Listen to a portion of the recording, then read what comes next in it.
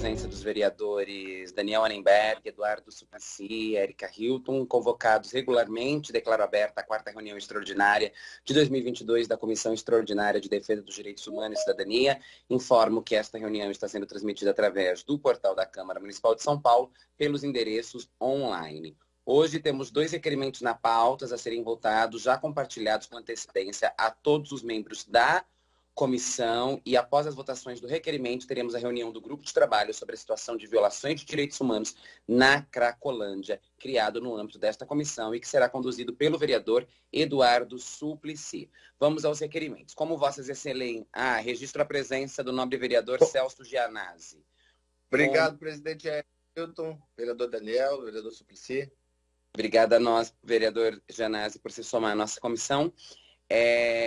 Como vossas excelências já receberam previamente os requerimentos, farei a votação dos requerimentos em bloco. São apenas 2 requerimentos. Requerimento número 1 para a realização de audiência pública para debater as ações voltadas às instalações de vídeo monitoramento com identificação facial na cidade de São Paulo, apresentado pelo vereador Daniel Annemberg, e requerimento 2 também apresentado pelo vereador Daniel Annemberg para apresentação de pesquisas sobre catadoras e catadores de recicláveis em São Paulo, Rio de Janeiro e Belo Horizonte, a ser apresentado pelo movimento Pimp My Carroça, apresentado pelo vereador Daniel Annemberg. Os vereadores que estiverem de acordo com o requerimento permaneçam como estão. Está aprovado. Agradeço aos nobres vereadores e passo a presidência dos trabalhos, então, para o vereador Eduardo Suplicy para conduzir a próxima parte da reunião com o GT da Cracolândia. Bom dia, vereador Eduardo Suplicy. A palavra é de Vossa Excelência.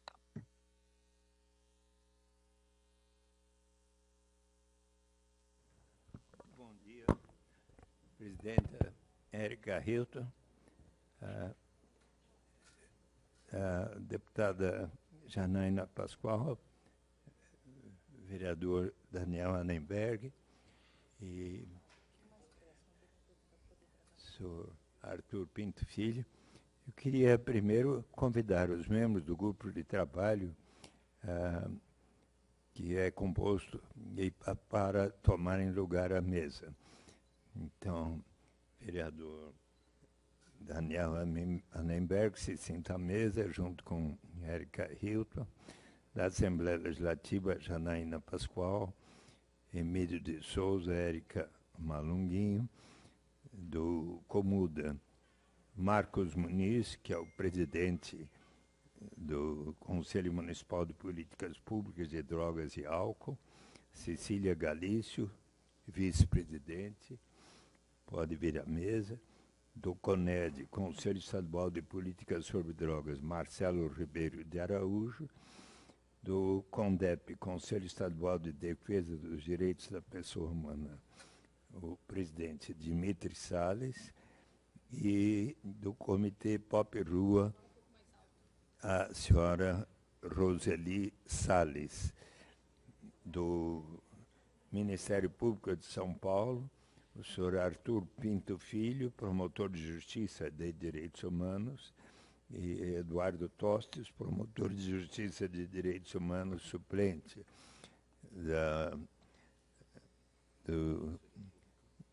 da Defensoria Pública de São Paulo, a senhora Fernanda Baleira, do Núcleo de Cidadania e Direitos Humanos, representando a OAB, a senhora Flávia Strauss, e moradores de rua, Janaína Xavier, moradora de ocupação, João Carlos, morador do complexo Júlio Prestes, Henrique Parra, morador da rua Euvécia, e representantes de organizações da sociedade civil, Flávio Falcone, do grupo Teto, Trampo e Tratamento, Maria Angélica Comis, do Centro de Convivência É de Lei, e Natália Oliveira, Iniciativa Negra por uma Nova Política de Drogas. E é com muita satisfação que abrimos a 6ª reunião deste grupo de trabalho interinstitucional que se dedica a pensar soluções e saídas para os mais diversos conflitos que acometem o território reconhecido como Cracolândia. Nas últimas 5 reuniões, preponderou a participação de moradores e comerciantes da região e entorno, com uma oitiva de representantes do poder público e membros do GTI. Vale reforçar desde o início que o formato dos próximos encontros terão como mote a objetividade que possibilitará a elaboração de alguns produtos parciais dos trabalhos desempenhados. Com isso, podemos concentrar as falas nos membros do grupo de trabalho, considerando que não se trata de uma audiência pública. O que percebemos é que, até aqui, o grupo se dedicou em colher depoimentos e abrir uma escuta ativa, processo este muito rico e diverso, mas que se limitou à participação considerável de representantes dos moradores e comerciantes da região. Entendemos, todavia, que para fortalecer o ponto de interesse comum, que é a solução do problema do território, precisamos de um novo formato de atuação com propostas concretas e ações específicas como forma de avançar nos trabalhos. Gostaríamos de compartilhar nesta reunião que estamos trabalhando na relatoria parcial dos encontros e que os enviaremos aos integrantes deste grupo de trabalho. Partindo desta sistematização, nos interessa dar andamento aos trabalhos concretos a que nos propusemos, através de informes específicos, opiniões curtas, objetivas e técnicas, além de um planejamento da ida que falaremos ao território para colher depoimentos de usuários e trabalhadores que compõem o serviço de responsabilidade do poder público na região. O processo até aqui nos mostra que é necessário entender de forma objetiva os trabalhos que têm sido desempenhados pelo poder público no território, o alcance destes serviços aos usuários e seus desdobramentos. O que foi possível observar nas contribuições feitas por diversos atores que compõem este grupo é a falta ou o excesso da presença do Estado. Se, por um lado, é necessário ressaltar a insegurança e os processos de abandono dos residentes das casas e prédios da região, por outro, é impossível não perceber as violações de direitos humanos explícitas aos moradores em situação de rua, tanto os que estão em condição de uso abusivo de substâncias psicoativas, quanto os que não fazem uso, mas de igual maneira se enquanto vulnerabilizados pela não garantia de direitos por parte do poder público, tendo como presença máxima de sua participação a violência sobre seus corpos. Neste sentido, vale ressaltar que este grupo de trabalho tem como prerrogativa de existência a preservação e respeito dos direitos aos direitos humanos. Tema este que muitas vezes foi questionado e elaborado dentro de uma narrativa de demérito. Por isso é necessário reafirmar a posição do defensor dos direitos humanos e de todos que atuam em sua defesa. Sendo assim, o olhar que precisamos lançar às vulnerabilidades do território precisa ser transversal a todos que convivem no mesmo espaço. E o esforço que temos que fazer aqui é exatamente o de conseguir desenvolver propostas que partam dessa perspectiva interna de quem convive com os conflitos. Um dos maiores pontos de divergências verificados até agora é exatamente sobre a legitimidade ou não das ações de segurança pública. Portanto, é importante lembrar que a garantia de segurança para alguns não pode ser a violação de direitos a outros. E isso que está acontecendo é de responsabilidade não apenas dos agentes que estão em serviço nas ruas, mas de quem está construindo esta política. Nos cabe aqui pensar que estes pontos de divergências precisam ser elaborados não no campo das opiniões particulares, mas da legalidade destas ações.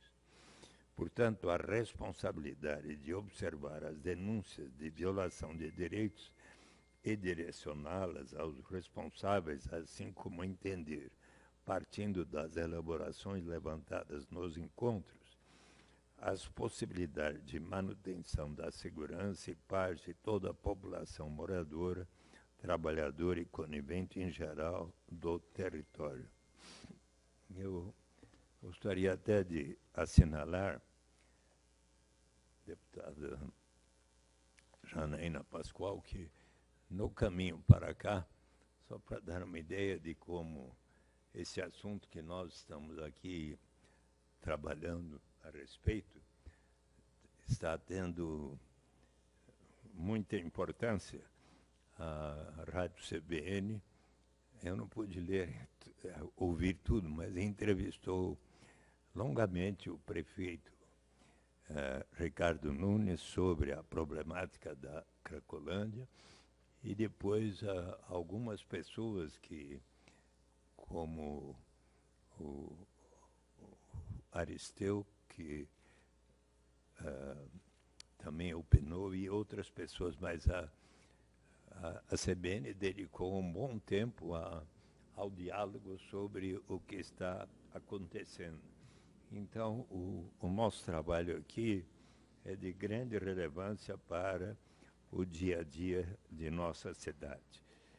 E eu até, às vezes, nesses últimos dias, fui perguntado sobre que coisas que eu vou fazer na Assembleia Legislativa. Então, eu falei, olha, para dar um exemplo, nestas últimas semanas, nós tivemos 4 ou 5 reuniões do grupo de trabalho da Assembleia Legislativa e de nós da Câmara Municipal, e lá eu pretendo continuar este trabalho, né? E com você também.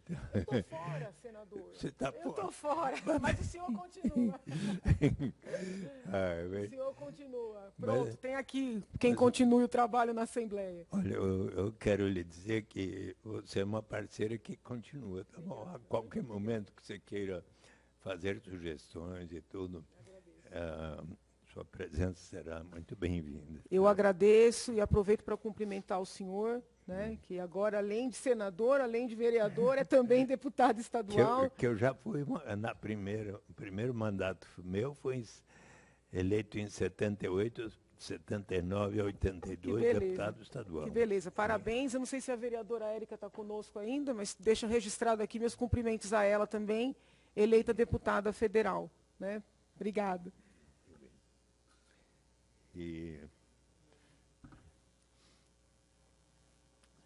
Então, aqui... Então, temos como informes o envio do relatório das primeiras reuniões do GTI, que vai ser feito por e-mail na data de hoje para todos os membros. Queria também convidar para estar aqui à mesa os novos membros do grupo de trabalho, Sr. Clebson Charles de Menezes Souza, da entidade CRAC Não Solução, com suplência de João Carlos de Souza, da vizinhança Campos Elísio, e de Sônia Maria Domingues Pereira, do grupo Melhora Campos Elísio, com suplência de Paulo César Cunha Branco, da Craco na Rua, não. E também da Defensoria Pública Estadual, que entrou com ação para o projeto Teto Trampo e Tratamento exercer suas atividades no território. A liminar autorizando os trabalhos foi concedida no dia 20 de setembro. Tem outra informação do planejamento da ida do grupo de trabalho ao território para escuta, nesta sexta-feira, dia 14, às 11 horas da manhã. Há uma proposta de caminhada, na outra sexta-feira, né? Uma caminhada pelo território até o fluxo da Rio Alvécia, formando uma roda de conversa, escuta dos depoimentos de usuários e trabalhadores da saúde e da assistência social, com o microfone aberto para os usuários, a oitiva dos profissionais do território, com manifestação artística e também com uma proposta de calendário do grupo de trabalho. No dia 20 de outubro, análise da ida ao território com planejamento de encaminhamentos. Novembro, reunião com convidados visando a construção de sugestões. Em dezembro, a apresentação do relatório final. Falas para os membros do grupo de trabalho inscritos agora, de cada uma. Então,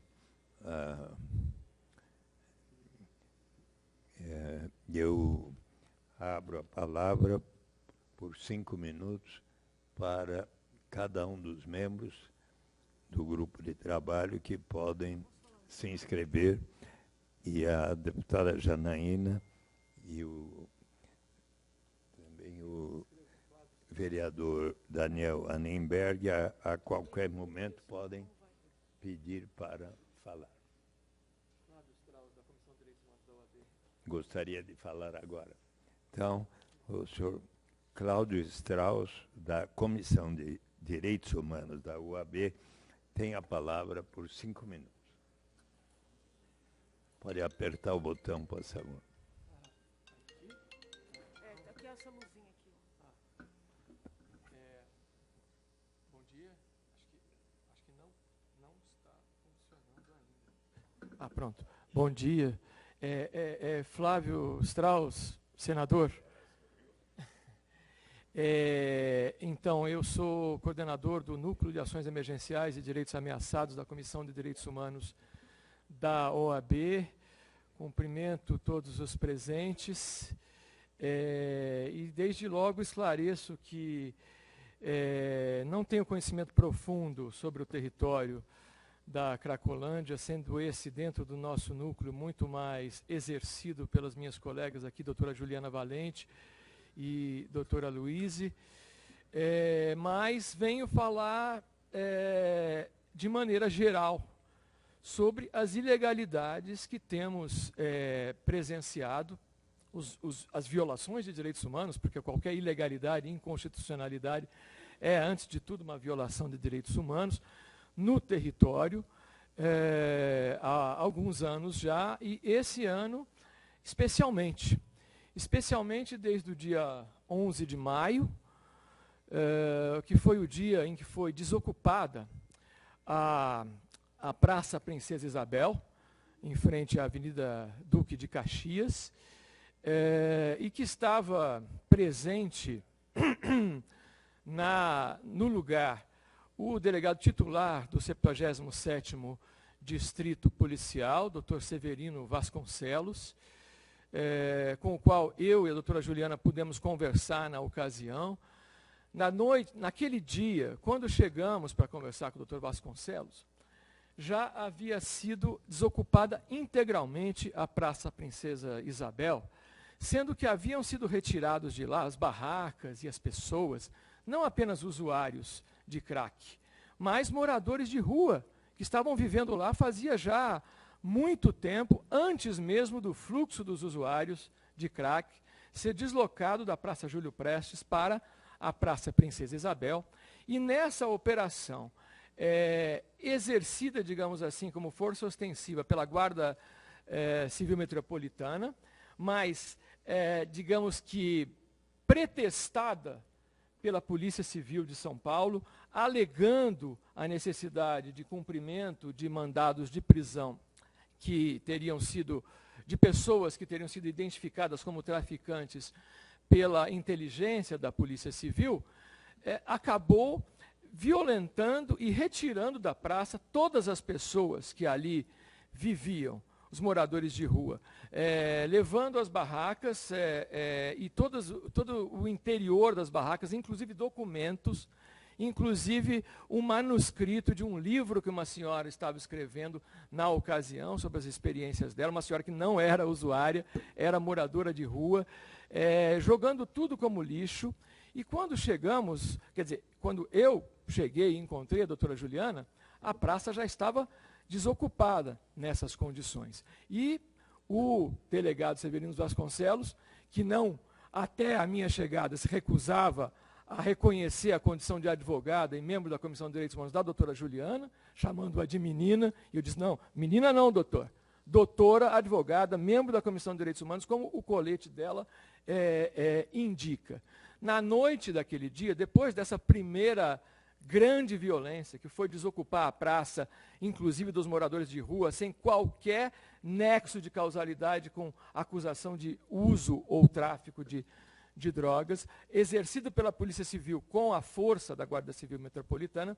Naquela noite foi assassinado um rapaz, ali na Avenida Duque de Caxias, na noite de 11 de maio. Apurou-se que a origem da morte foram tiros disparados por policiais civis. No fim de semana seguinte, nós estivemos lá no território, e na volta, fizemos um périplo desde a Praça Júlio Prestes, passando pela Rua Uvécia, e na volta encontramos o delegado seccional, Dr. Roberto Monteiro, que já, surpreendentemente, já tinha um resultado de perícia numa rapidez realmente surpreendente, para dizer que não havia sido uma bala que havia atingido o rapaz na testa, no centro da testa, que teria sido um estilhaço de bala atirada para o chão. Bem, isso é verificável no processo, mas o fato é que a escalada de violência institucional que se iniciou, digamos que se incrementou a partir desse dia 11 de maio e vem seguindo, não para.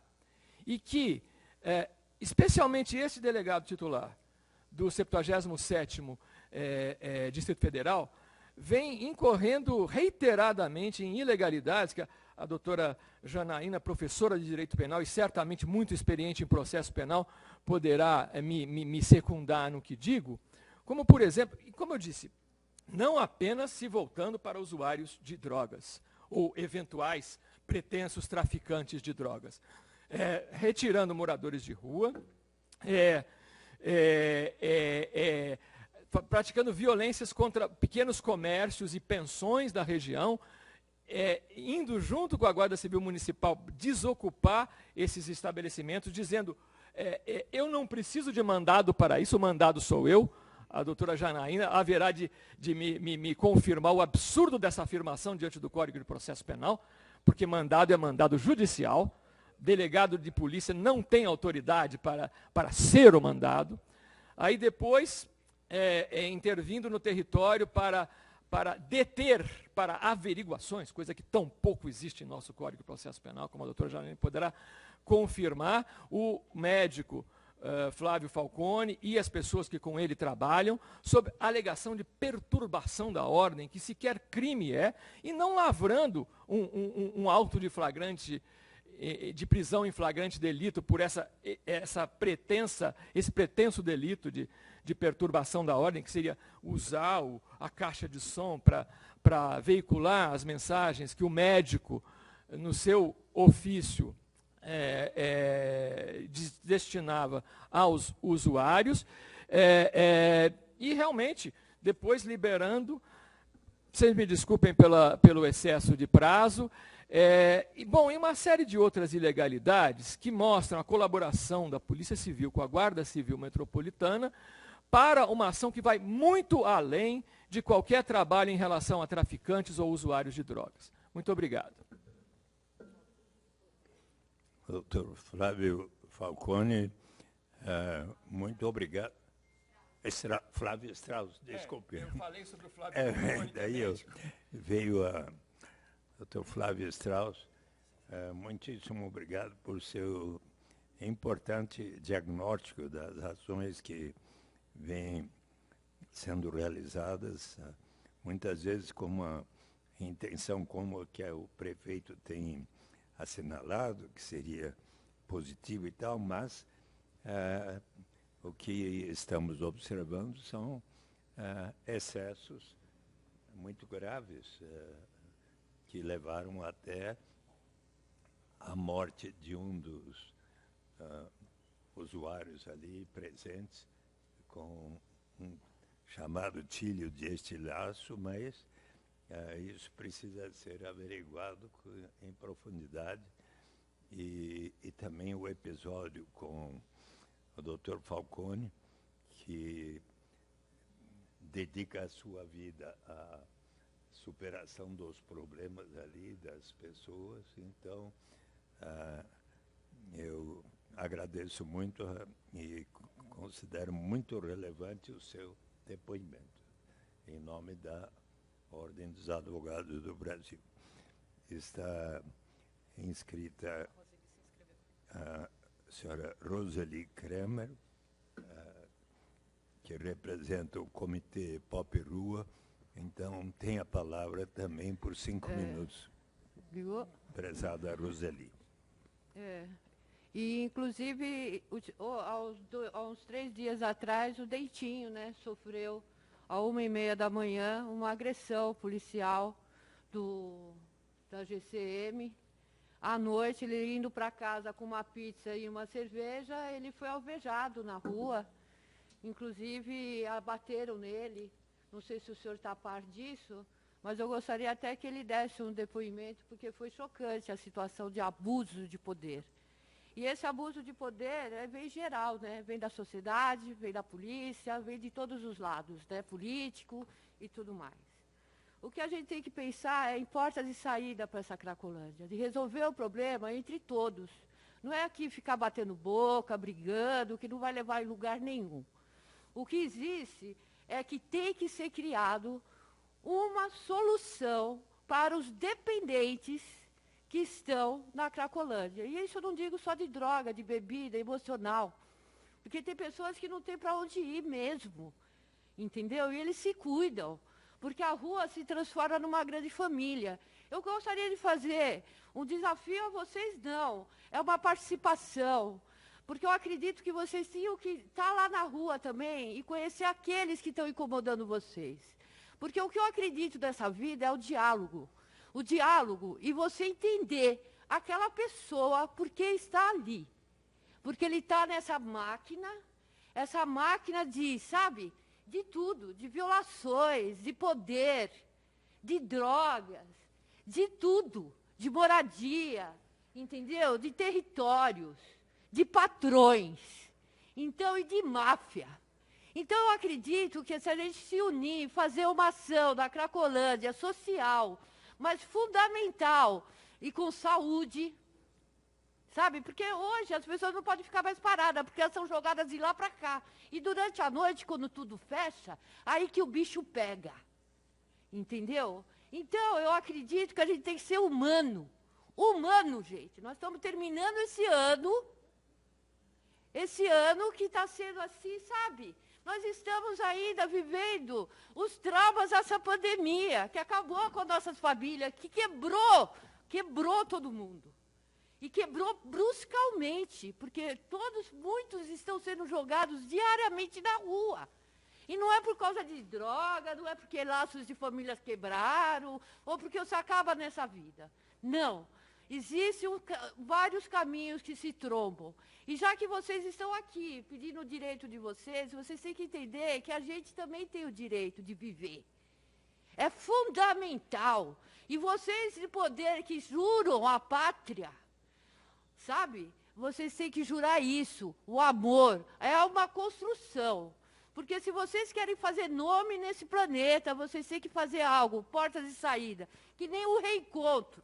O reencontro é um absurdo, mas por que ele não faz uma vila para tratar essas pessoas? Uma vila de CAPs, de tratamento, de redução de danos. Sabe? Porque existem vários tratamentos aí que funcionam. Entendeu? Funciona mesmo. Terapia, sabe? Que eu estou vendo, são terapias, como é o nome? Psicodélicas, que vai ter um encontro aqui no Brasil sobre isso, que funciona na Europa, funciona no mundo. Por que não funcionar aqui no Brasil? Não é pegar e jogar e prender e se foda-se, você vai ser tratado. A pessoa só é tratada quando ela quer se tratar.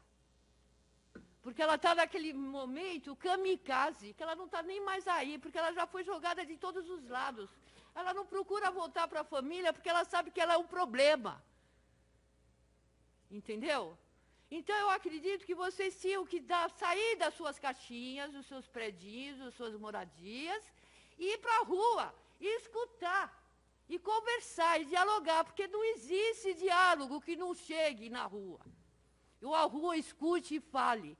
O que vocês têm que fazer é escutar, sabe? Porque tem vários profissionais aqui que estudam pra caramba. A lei de drogas agora tem 5 anos. Foi aprovado ontem, que vai ser discutido. Entendeu? Nós temos que evoluir.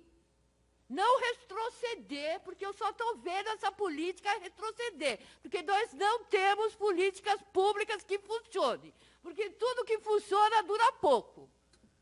Sabe? Tudo que funciona dura pouco, porque dura mesmo, entendeu? Então vamos trabalhar, mas vamos construir alguma coisa entre todos, não ficar esse negócio de ego, de quem pode mais. O dinheiro compra sim, manda buscar e traz. Quem falou que dinheiro não é bom? Ninguém quer saber do dinheiro de vocês. Todos nós queremos saber o quê? A nossa dignidade. É moradia, é trabalho, é educação, é cultura, sabe? Ano que vem vai ser feito o Fórum Mundial da Cultura, Pop Rua, aqui da Luz. Entendeu? Então, gente, pensa, vamos fazer algo diferente, vamos fazer algo que funcione. E não essa briguinha de poder, não. Quem pode mais, porque vocês brigam lá, nós brigamos aqui. Tem o ONU, tem direitos humanos, tem os fundamentos, que vocês juraram também seguir. Então, vamos trabalhar, por favor. Obrigada, Suplicy. Muito obrigado, senhora Roseli Kramer.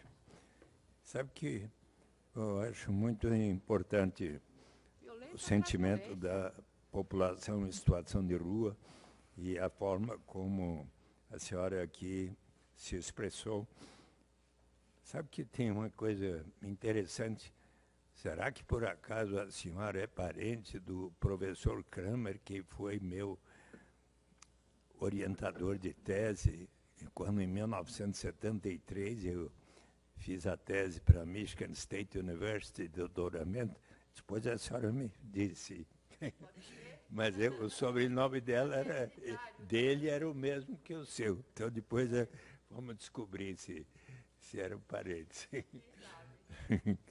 Então. O neto da guerra, né? Então.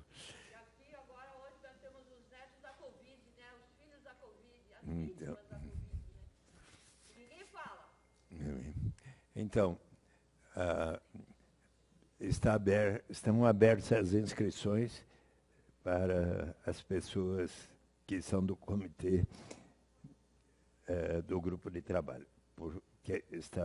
Quem quer falar, por favor?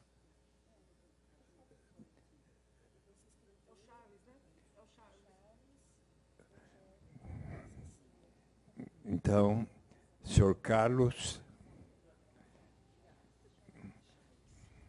Charles. Então, Charles tem a palavra, por favor.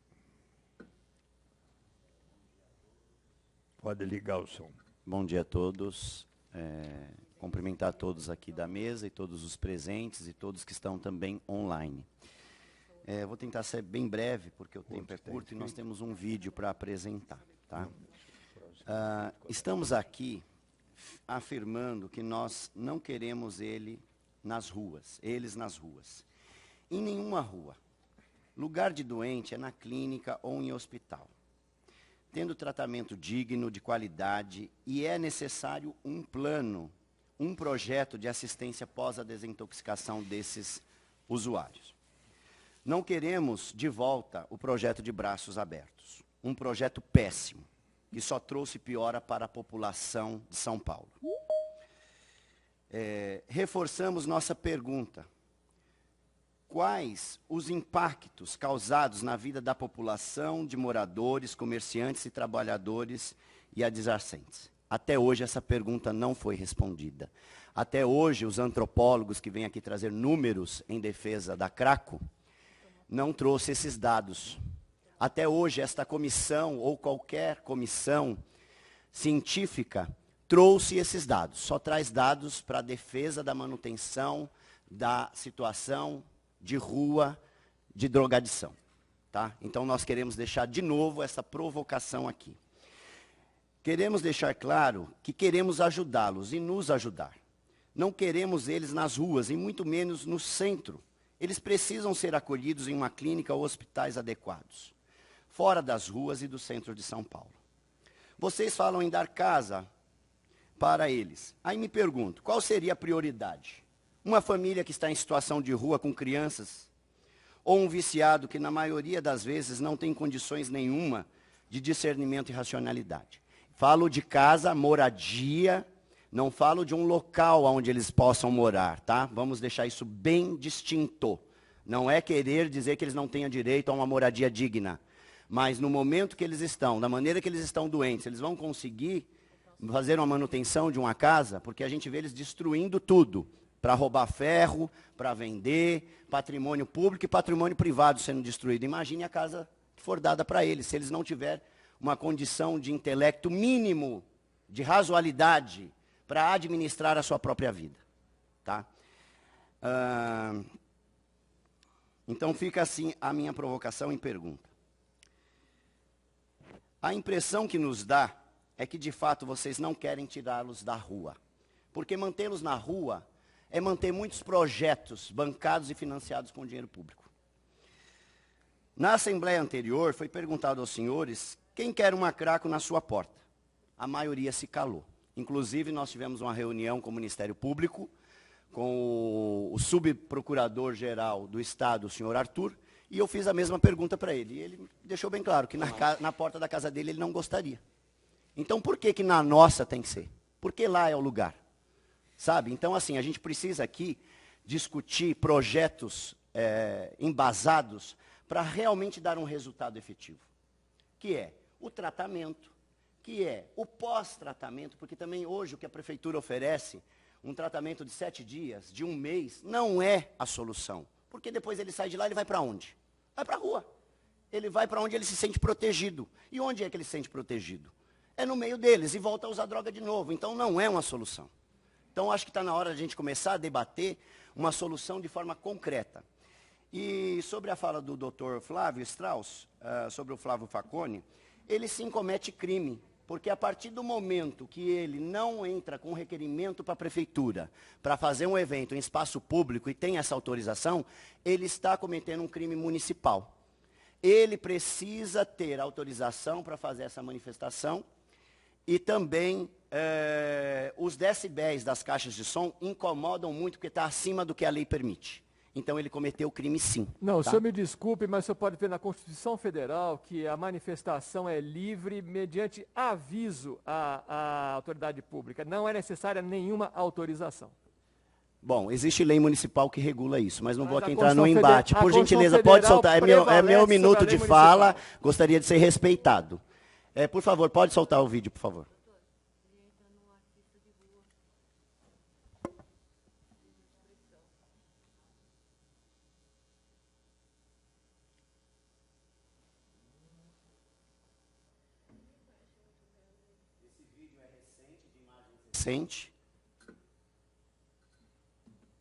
Esses vídeos são de imagens recentes, atuais, e é o que a gente passa dia a dia, porque o pessoal vem aqui com os videozinhos montados aí até de imagens de 2, 3 anos atrás, e nós estamos mostrando a realidade do que nós vivemos.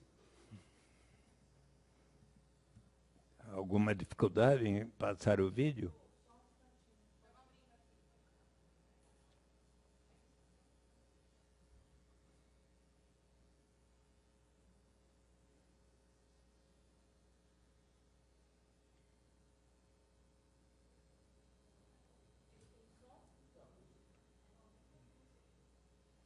Esses são as barracas de ponto de vendição de droga que foi formada na Rua Helvétia, e se eu não me engano ontem, a polícia, foi anteontem, eles tiraram. Tá?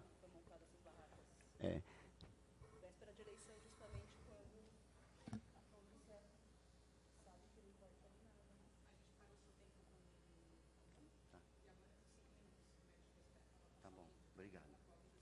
Tá ok, não.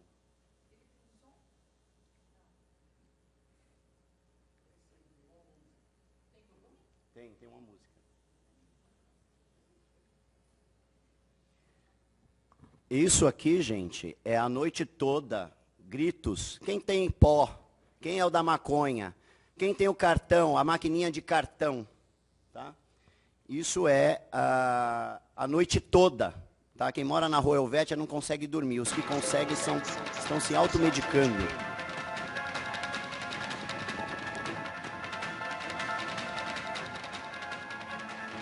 A sujeira diária, toneladas de lixo que é retirado dia a dia.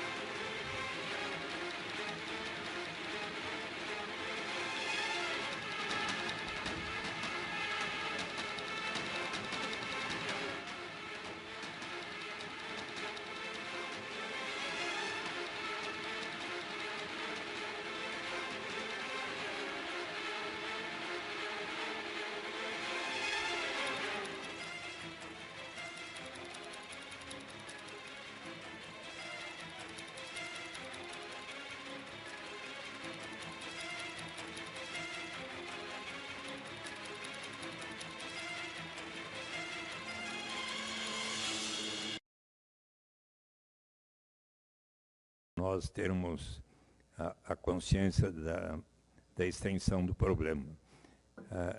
No início da sua exposição, você afirmou que o programa de braços abertos não teve resultados positivos. Eu acredito que essa afirmação merece ser objeto de melhor exame. E daqui a pouco poderemos dar a palavra a uma das pessoas que coordenou o programa de braços abertos, inclusive na comissão, na Secretaria de Direitos Humanos, e ela poderá melhor, a senhora Maria Angélica Comis, avaliar, informar a respeito dos resultados efetivos havidos. E eu, como secretário de Direitos Humanos, quero lhe dizer, certo dia o prefeito Fernando Haddad convidou cerca de 500 pessoas que estavam no programa de braços abertos que transmitissem para todos nós os efeitos do programa. E então, ali observamos depoimentos muito significativos. Por exemplo, eu me lembro de uma pessoa, um homem de uns 30, 40 anos, que disse, olha, eu estava completamente isolado da minha família, consumindo 30 a 40 pedras de crack por dia, tinha abandonado o estudo, o trabalho, e passei a frequentar a Cracolândia. E daí entrei no programa de braços abertos, descreveu o programa, e hoje eu estou, disse ele, consumindo 1 a 2 pedras por dia, voltei a estudar, voltei a estar convivendo com a minha família, e no final do ano vou fazer o vestibular. Eu me lembro bem desse depoimento. E eu era um dos responsáveis pelo programa. Eu acho que podemos ter uma avaliação melhor E a Maria Angélica Comis depois vai ter a oportunidade de falar, porque ela conheceu mais de perto até do que eu, tá bom? Então, a próxima pessoa inscrita é o doutor Arthur Pinto, filho do Ministério Público. Só respondendo a sua pergunta, foi dia 30 as cenas de sexo, dia 30 agora, tá? Semana passada. Praça Júlio Mesquita. Tá bem. Então, doutor Arthur Pinto Filho, tem a palavra, por favor. Bom dia a todos e todas. Bom dia, vereador Suplicy. Bom dia, deputada Janaína. Por meio de quem cumprimento a todos os presentes. Eu queria, inicialmente, dar uma palavra de carinho e esperança aos usuários e aos moradores da região. Os dois, usuários e moradores, são vítimas de uma ação desarticulada da Prefeitura Municipal que só está levando dor e sofrimento a todos sem nenhuma perspectiva de resolução. Eu explico por quê.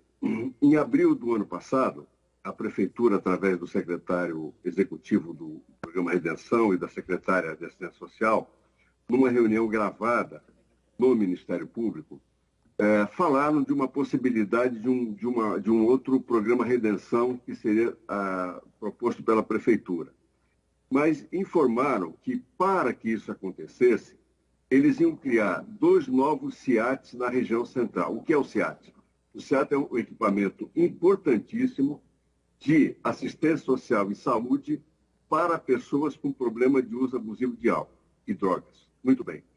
Não criaram esses não criaram mais esses 400 lugares. E o que eles criaram agora, em setembro, foi um CIAT Lapa, que não é exatamente no centro, com 50 vagas totalmente já tomadas.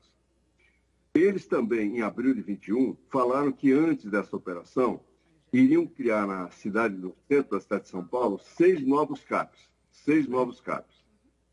E transformar 6 CAPs 2 em CAPs 3. A realidade não foi essa. A realidade foi que eles criaram agora, recentissimamente, no mês de setembro, um CAPs ali na Porto Seguro, mas não é um CAPs novo, porque transformaram um trabalho de assistência social e de saúde no CIAT Armênia, jogaram esse trabalho para o lado e ali fizeram um CAPs. Muito bem. Então, o que nós temos de realidade? Nós temos uma ação da Prefeitura que não tem nenhuma estrutura para suportar o que eles estão fazendo. Então, quando eles se viram nessa situação, começaram a fazer cada vez coisas mais absurdas. Vejam, para você iniciar um trabalho de porte no lugar, você tem que ter, no mínimo, assistência social potente e saúde potente. Qual é a assistência social na região? São 48 agentes que trabalham somente das 8 da manhã às 10 da noite. Não trabalham à noite, de madrugada, e não trabalham nos finais de semana. E que ganham R$ 1.800 por mês. Com esse salário indigno, o que acontece? Esses assistentes sociais não ficam no emprego. Tem um rodízio muito grande.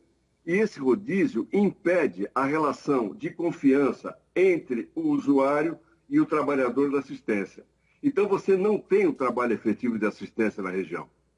Se você não tem um trabalho de assistência efetivo na região e você também não tem um trabalho de saúde efetivo na região, os trabalhadores de saúde são poucos naquele momento, naquela região inteira, o que você tem é a desarticulação. O que você tem é puxadinhos, tentando resolver uma situação que é absolutamente absurda. Essa ação que já se tocou ali na Praça Princesa Isabel, gerou a dispersão daquelas pessoas pela região central, e não só pela região central, pela região adjacente à central.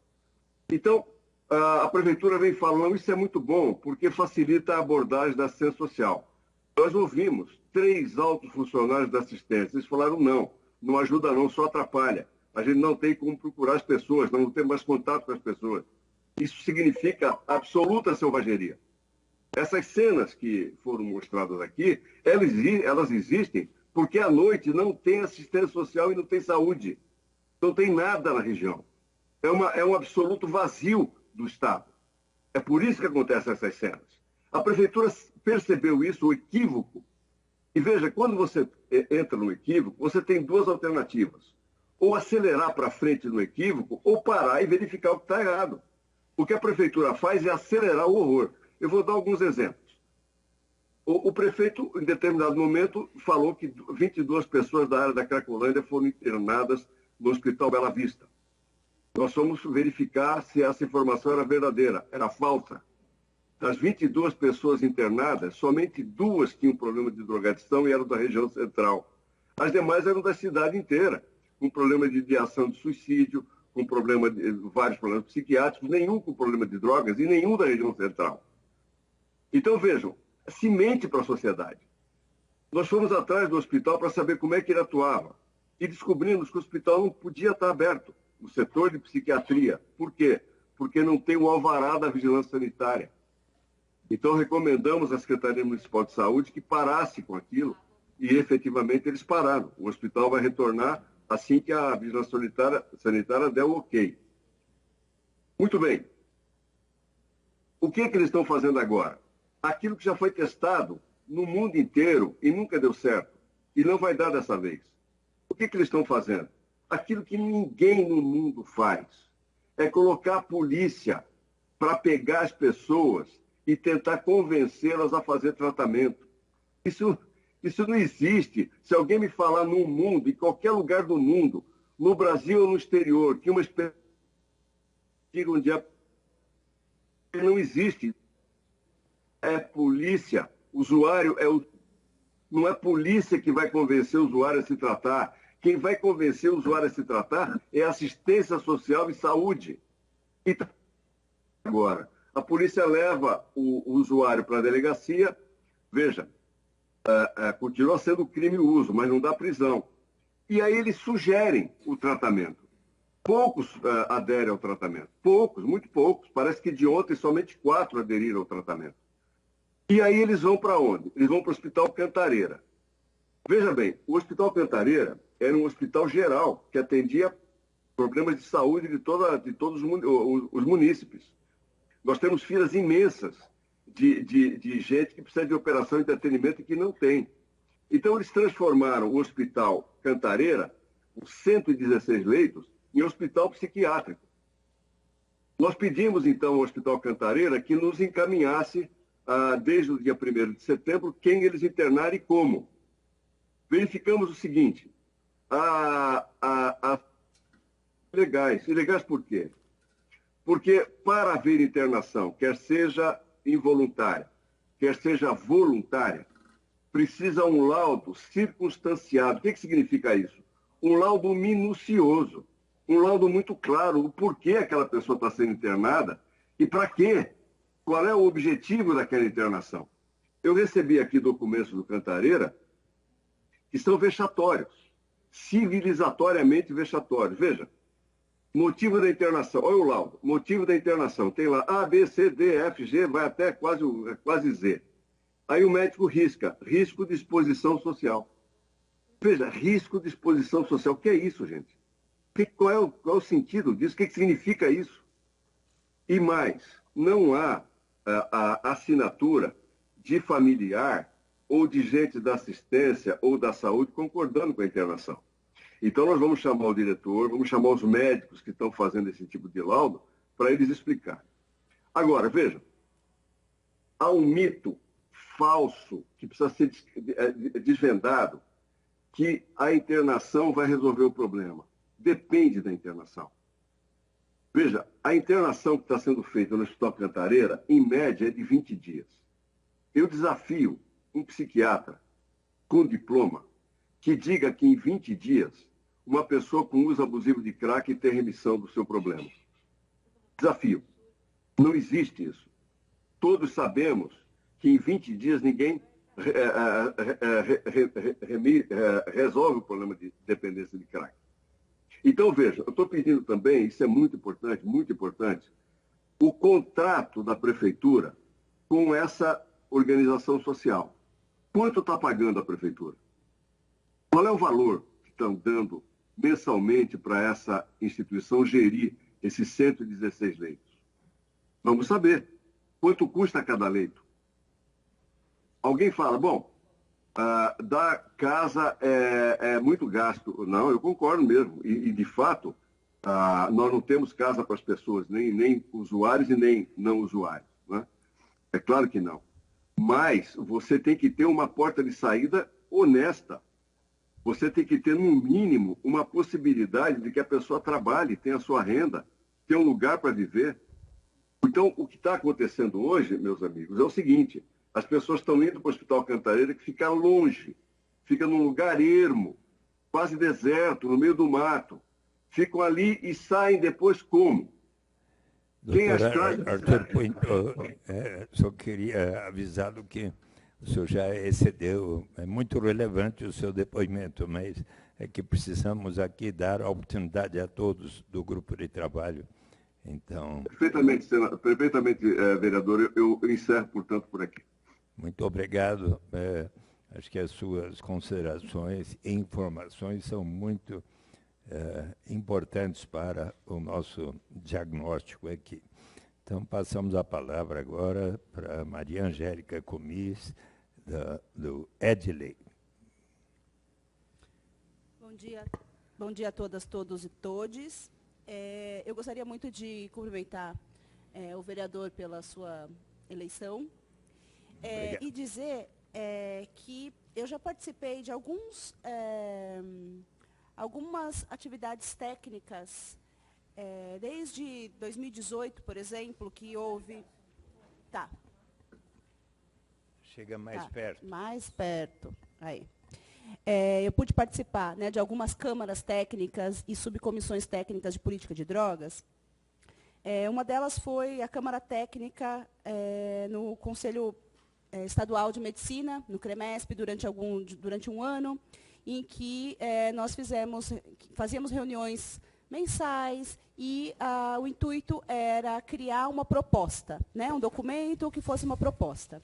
Também fiz parte da subcomissão de política de drogas dentro da Comissão de Direitos Humanos, em 2018, aqui da Câmara dos Vereadores, que a presidenta dessa subcomissão era a vereadora Patrícia Bezerra, em que, durante 18 meses, a gente discutiu com a sociedade civil, com especialistas, com pessoas que trabalhavam no governo, dentro dessa subcomissão, um projeto de lei, né, um projeto de lei municipal de política de drogas.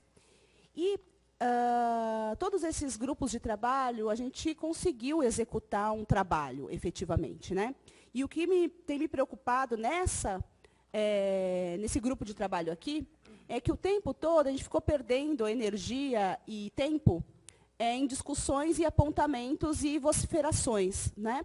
E aí a gente perdeu muito tempo, criou um desgaste gigantesco, e agora a gente vai ter que, no final do ano, terminar esse grupo de trabalho sem ter efetivamente se debruçado numa proposta que possa se tornar um projeto de lei, ou uma proposta que possa se tornar política pública.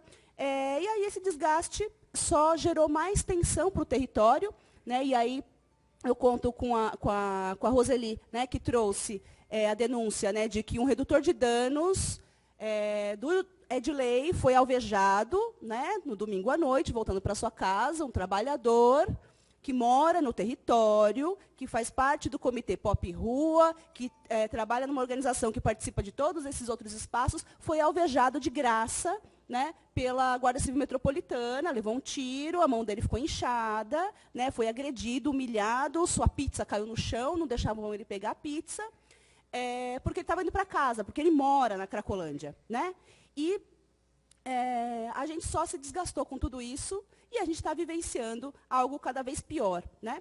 Eu gostaria de propor algumas coisas, que, a partir de agora, a gente consiga sair dessa disputa polarizada e que só desgasta e que fica visível até aqui, né? De um lado sentam umas pessoas, do lado sentam outras. Isso é ridículo, na verdade. E eu queria dizer que é importante, acima de tudo, a gente se pautar numa técnica, no conhecimento científico. E quando o Charles trouxe, né, de que o programa de braços abertos não funcionou, eu só vou trazer aqui os dados que aí o Suplicy lembrou, né, que eu trabalhava nesse programa, e aí eu tinha facilmente aqui os dados no celular. Então, a gente teve 83% das pessoas que eram de braços abertos, que chegou a ter quase 500 pessoas sob a tutela da prefeitura, 83% que não tinham documentos e tiraram documentos. 53% retomaram contato familiar. 57% começaram a trabalhar. 88% reduziram o consumo de crack. 85% reduziram o consumo de outras substâncias. Porque a gente sabe que na Cracolândia, nesse espaço de uso, as pessoas não usam só crack, né? E também tem pessoas que não usam crack na Cracolândia. E que 83% começaram tratamentos de saúde. Então, o que a gente está dizendo? Que era um programa que talvez tivesse algumas condições ali precárias na sua implementação, mas que para as pessoas que eram beneficiárias desse programa, foi importante. E que, inclusive, né, aí em 17 e 18, mais de 106 pessoas que estavam nesse programa foram colocadas na rua, né, pelo João Dória, pelo Ricardo Nunes e pelo Bruno Covas, que hoje em dia eram as pessoas que estavam ocupando a Praça Princesa Isabel, que também foi desocupada. Então, eu acho que é fundamental que a gente se debruce aqui, ao invés de ficar fazendo disputa, porque disputa, ainda mais no período eleitoral, a gente não ganha nada. E vai continuar essa tensão no território, vai continuar tendo suas reuniões se estressando, a polícia vai continuar batendo nas pessoas, enquanto a gente não se debruçar para fazer algo que seja uma proposta de política pública e que seja endereçada aos vereadores para cobrarem do poder público, do executivo municipal. Então, não vai adiantar a gente aqui ficar brigando, porque o decibel do microfone é mais alto, ou porque a pessoa está fazendo cocô na porta da minha casa. Né? Hoje a gente tem pessoas batendo nas portas novamente, pedindo comida. Então, se a gente não se debruçar, eu entendo que é ruim ter pessoas ali fazendo cocô na porta da sua casa. Só que o poder público está fazendo banheiro. A gente está fazendo um mapa de acesso à água aqui na cidade de São Paulo, que eu estou aqui nos meus minutos, tá? A gente tem um mapa de acesso à água, que as pessoas em situação de rua não têm onde fazer xixi, cocô e tomar água. Pois é, na República tem. Então, na Sé também tem. Mas o Vidas no Centro foi fechado. Né? Que foi algo emergencial que foi fechado pelo poder público. Então, e o poder público faz o quê?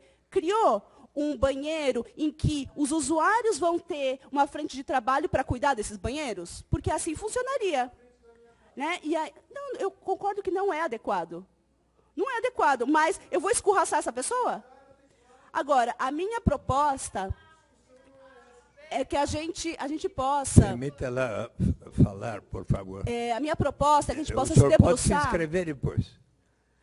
Que a gente possa se debruçar e conseguir escrever um projeto de um espaço de convivência para as pessoas que fazem uso de drogas. Tá? Então, explica para ele. A proposta é de uma política pública que a gente consiga ter um espaço de convivência em que as pessoas que estão em situação de rua possam ir passar o dia, possam fazer oficinas, possam tomar banho, possam usar o banheiro, né? E tenham a possibilidade de fazer uso de sua substância de uma maneira segura e que tenha a saúde e assistência presente no local para qualquer eventualidade. Obrigada. Muito obrigado.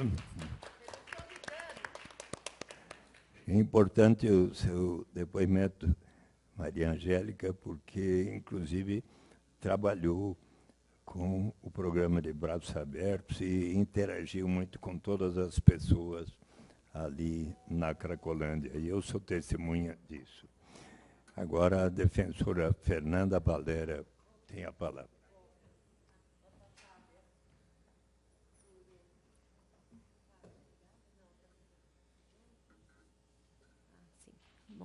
Bom dia a todas e todos.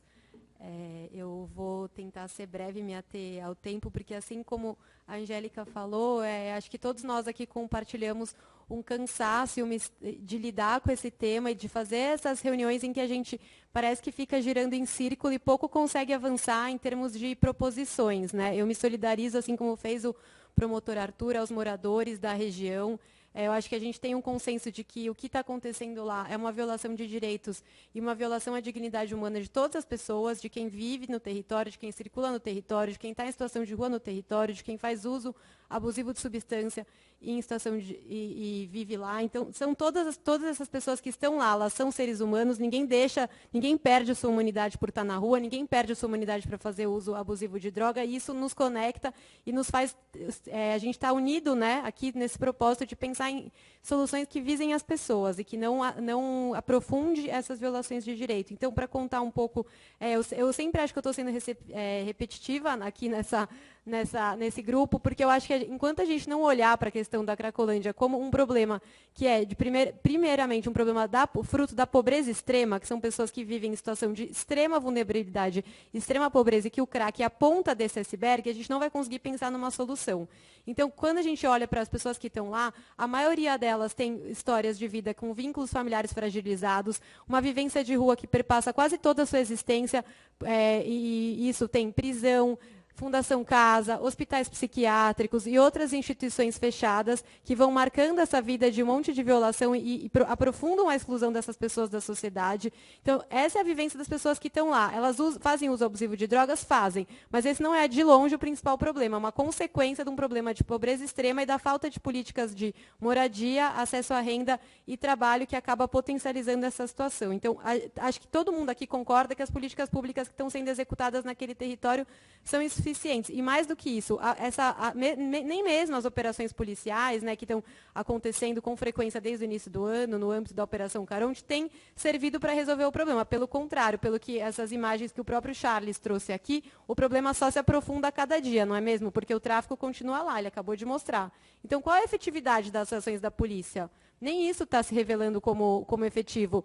Ao contrário, tem só violado mais o direito das pessoas. E aí, o que está nos preocupando muito é que as denúncias sobre a violência da Guarda Civil Metropolitana no território, e aí o caso do Dentinho, que já foi citado aqui, mas entre outras pessoas que estão com muito medo de se expor, tem chegado com cada vez mais frequência na Defensoria Pública. Elas chegam desde 2017, mas no último mês se intensificaram e elas acontecem à noite, e principalmente numa lógica que é mais silenciosa, mas que não deixa de ser grave, que é as pessoas sendo tocadas como gado. É isso que tem chegado muito, que os carros da Guarda Civil Metropolitana não deixam as pessoas ficarem na rua e ficam empurrando elas e jogando spray de pimenta indiscriminadamente para elas se dispersarem e saírem. Só que elas não desaparecem, então elas formam pequenos outros grupos e continuam ali no território. Então, essa extrema violência, as operações policiais que não têm revelado eficazes para o combate ao crime, ninguém é contra o combate ao crime. A questão é que, se está mesmo combatendo o crime, então por que continua lá? Por que a gente passa ali na Rua Helvétia, está lá a feira de drogas ao ar livre,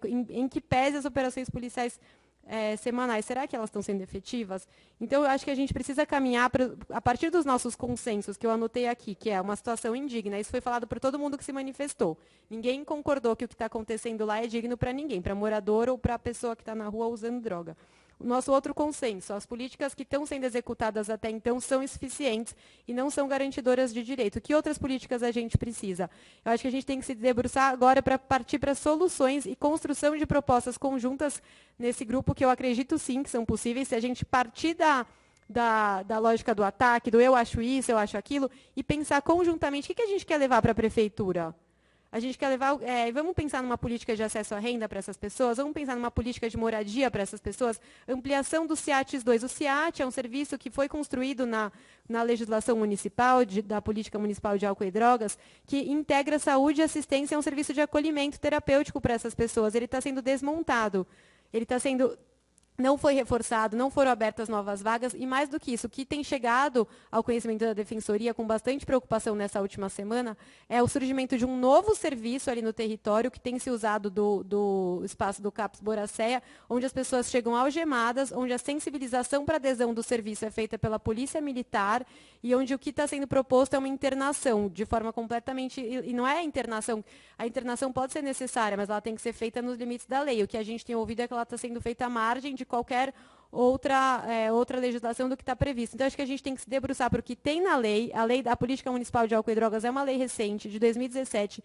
Ela nunca chegou a sair do papel. Ela tem lá serviços desenhados importantes, seja o SEAT 1, que é o de abordagem, seja o SEAT 2, que é esse acolhimento emergencial de integrado saúde e assistência, seja o SEAT 3, que tem um caráter mais de moradia e de residência. Vamos nos unir e pedir o fortalecimento desses serviços.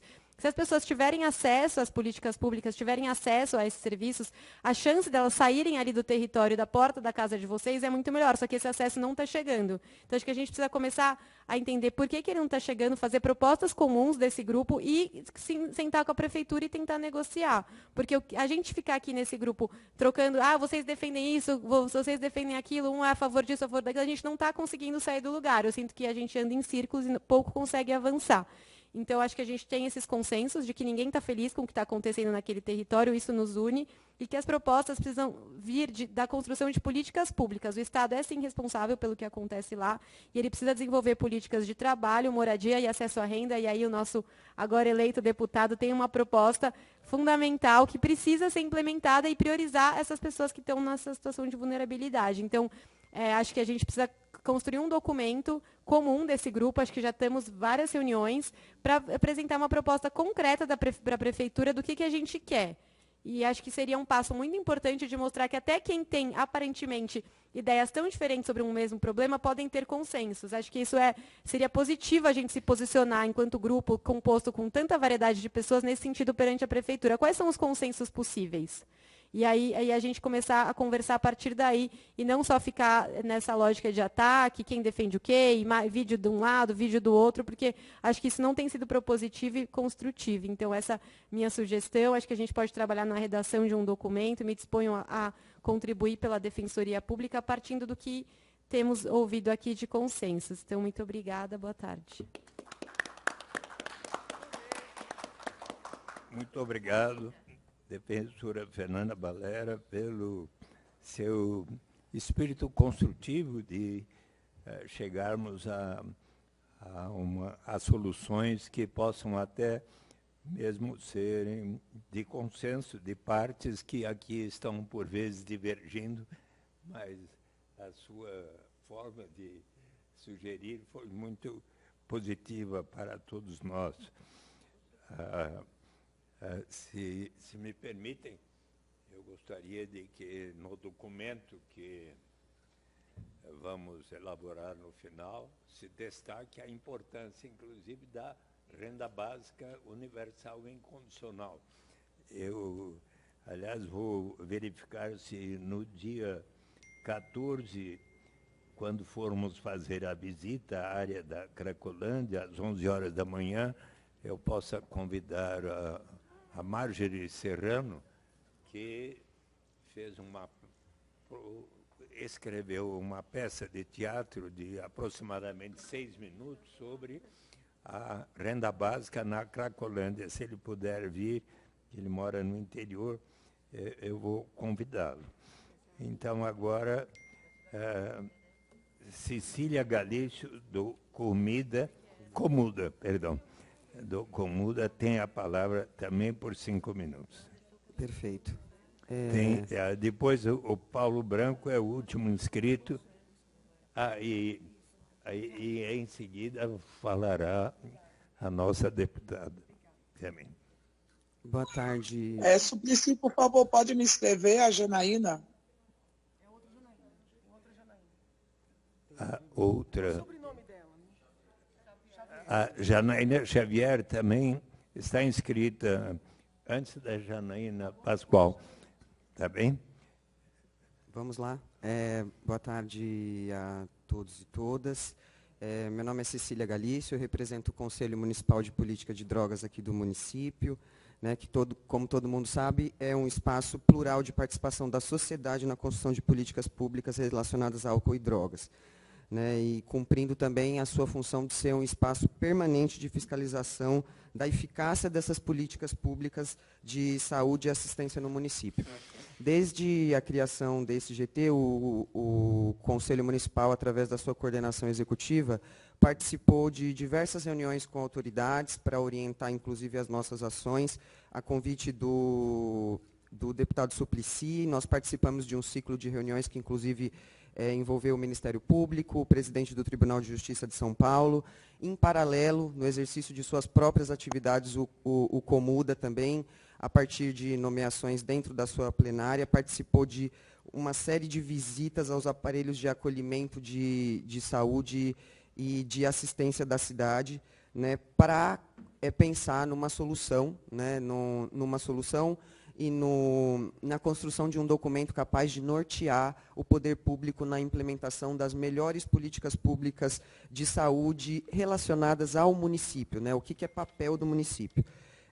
O Comuda, então, tem se articulado e, junto com o CONED, que é o Conselho Estadual de Política de Drogas, realizou um GT, um grupo de trabalho, para construir um documento para sugerir, tendo como base a previsão constitucional da política de saúde e redução de danos, como direitos constitucionalmente garantidos, mas mais ainda para esclarecer o papel do município na política de drogas, que, segundo a lei, deve ser fundamentalmente promover saúde, direitos humanos, assistência social, educação, trabalho, moradia, cultura e lazer, né? Este documento pretende orientar a criação de espaços seguros de uso de substância para a implementação de políticas públicas de saúde. Para falarmos sobre um espaço de redução de danos, onde as pessoas possam fazer o uso de seus cachimbos, que é uma importante ferramenta de redução de danos. Nós recebemos da Comissão de Direitos Humanos da OAB a denúncia de que, nas ações, a Guarda Civil Metropolitana retira das pessoas o cachimbo. Isso significa que elas vão fazer uso dessa substância numa circunstância ainda mais perigosa para a vida delas. E se a nossa intenção, em termos de saúde pública, é de que as pessoas não morram, é muito salutar que a gente permita que as pessoas, no uso de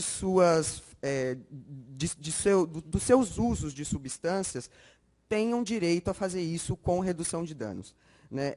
Isso também baseado na emergência de solucionar um problema ainda maior, que é o da reprodução diária de cenas de violências desproporcionais ao problema, que, como sabemos, é fruto de um conjunto de diversas vulnerabilidades, sobretudo racismo, desigualdade social, escassez de moradia e outras violências, inaceitáveis todas. Eu vou colocar aqui um áudio que a Comissão de Direitos Humanos forneceu para a gente a respeito do que aconteceu ontem na região.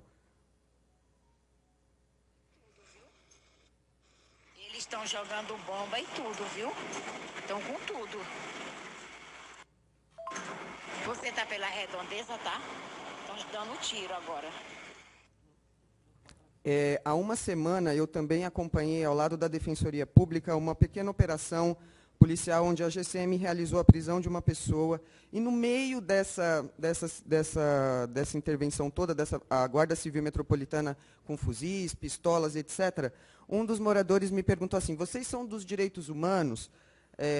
Não tem como providenciar um lugar para a gente tomar um banho quente, não? E aí deu para perceber que, no meio de toda aquela violência que está sendo praticada contra aquelas pessoas, está sendo praticada uma violência ainda maior, que é um descaso do poder público em promover a dignidade. Tanto por isso, né, este trabalho, este documento que o Conselho Municipal, junto com o Conselho Estadual de Políticas de Drogas, pretende construir, também será endereçado a esse GT. E, como minhas últimas palavras, eu só gostaria de deixar aqui uma provocação, né? Quando a gente está falando das pessoas na situação de rua, é bom lembrar que todo mundo aqui toma banho quente todo dia no seu próprio banheiro e dorme em lençóis limpos, né? Então, quando a gente for pensar em vulnerabilidade, vamos pensar onde é que está a nossa vulnerabilidade frente à vulnerabilidade de um número muito maior de pessoas do que nós e que não estão aqui para fazer seus relatos. É isso. Muito obrigado. Muito obrigado. Muito obrigado, prezada Cecília Galício, do Comuda, por este depoimento também tão relevante para todos nós. Agora passo a palavra para o senhor Paulo Branco, da Craco na Rua. Não, por favor. Bom dia a todos, a todas. Eu gostaria de fazer uma solicitação, se seria possível essas reuniões serem agendadas com um pouco mais de antecedência, para que a gente possa se programar e poder comunicar às pessoas, né, para poder participarem. A outra coisa, eu percebo nessa reunião que o quanto a população, se não é o caso, é o que parece para a gente, não é ouvida. Na reunião passada, foi solicitado a vocês, por respeito à população, que o termo Cracolândia não fosse mais utilizado, porque o Lândia se refere a território, esse território não é do tráfico, esse território é da população. E não foi respeitado em nenhum momento aqui, a única pessoa que usou o termo foi o Charles, que é justamente do grupo.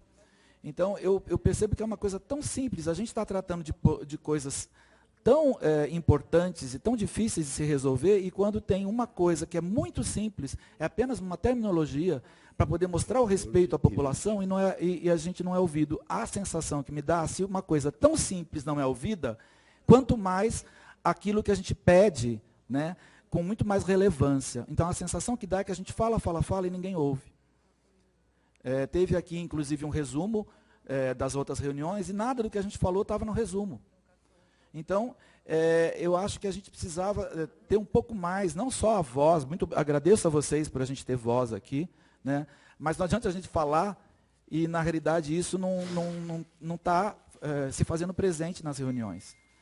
A outra coisa eu queria mencionar é o seguinte, a sensação que nos dá é que nós, quando a nossa amiga aqui fala que a sala está dividida, que eu acredito que é, na realidade, para um grupo de amigos, enfim.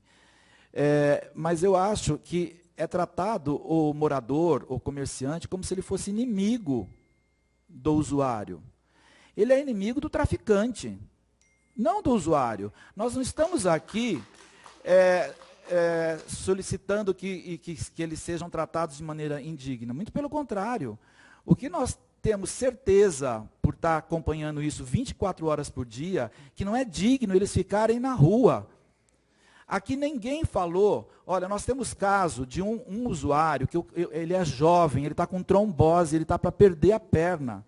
Eu não vi uma pessoa dos direitos humanos, uma pessoa do Ministério Público ir atrás dessa pessoa para fazer um tratamento.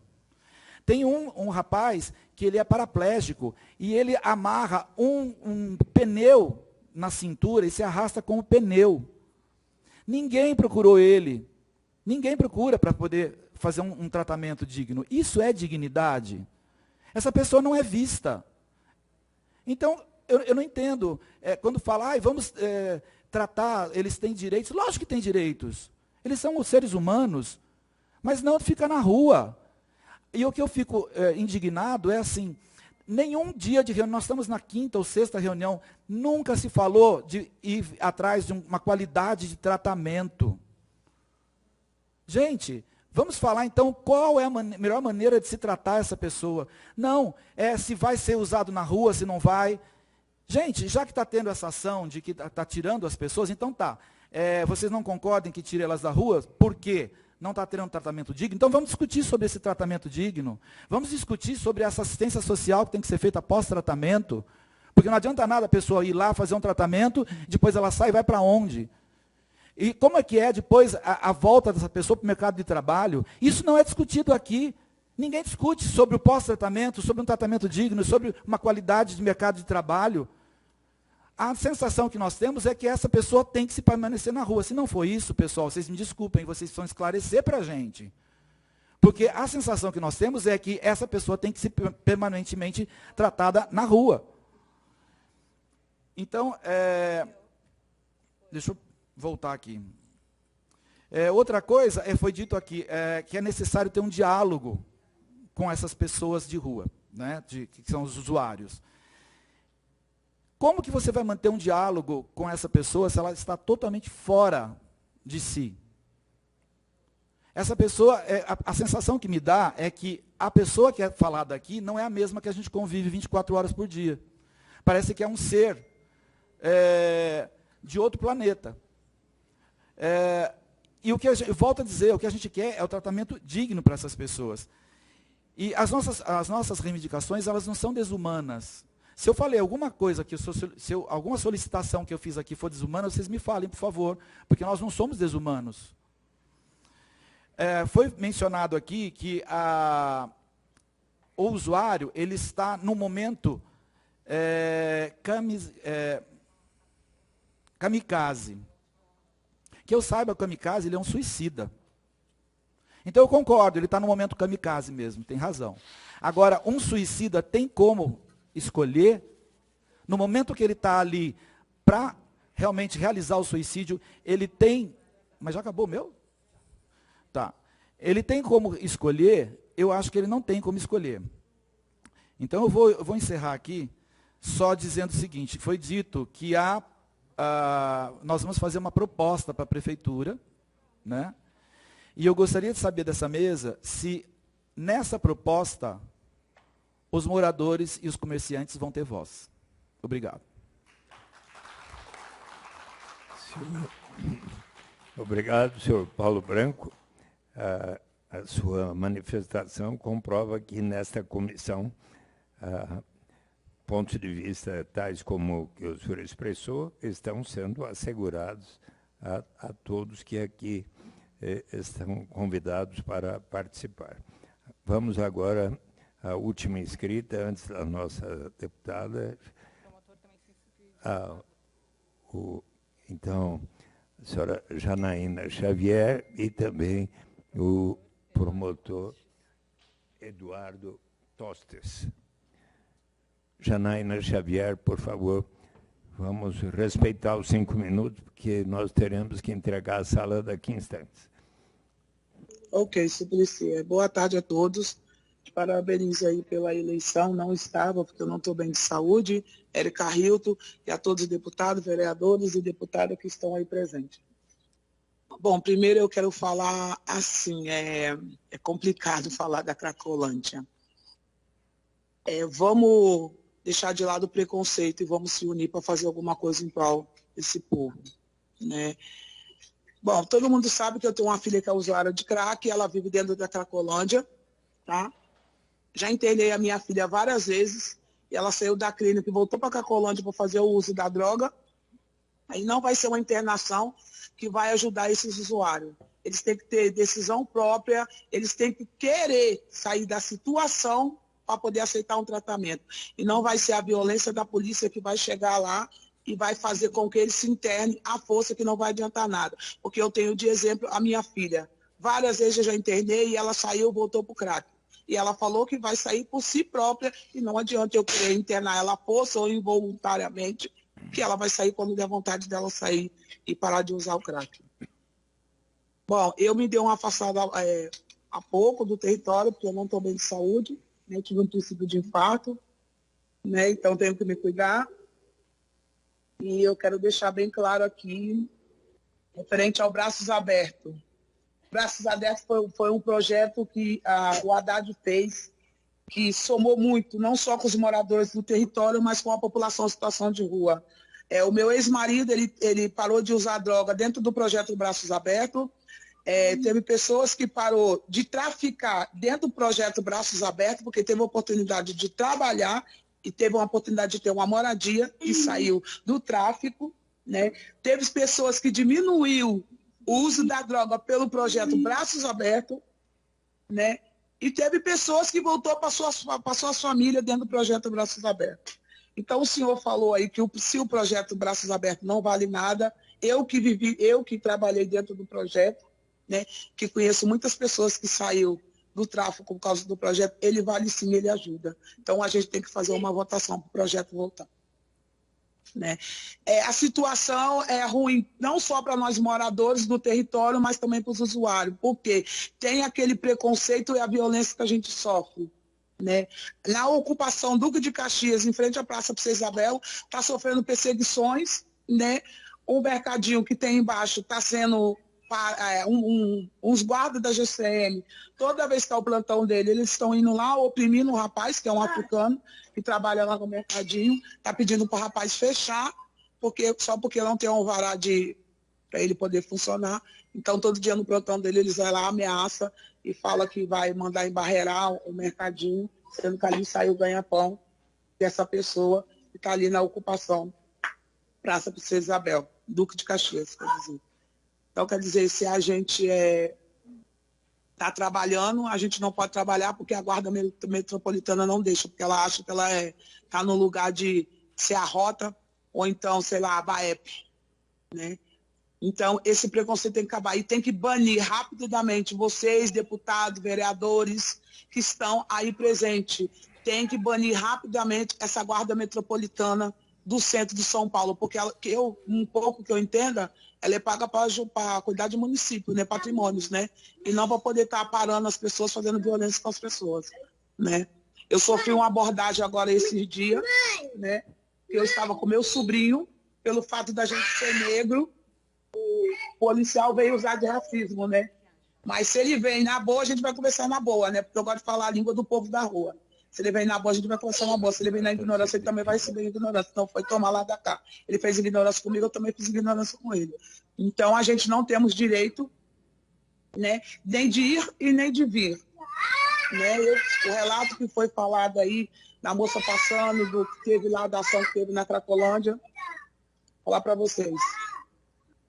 É difícil. Em frente ao Flávio Falcone, o trabalho dele é 100%, porque já precisei dele várias vezes, quando eu preciso, quando eu grito, ele está ali do meu lado.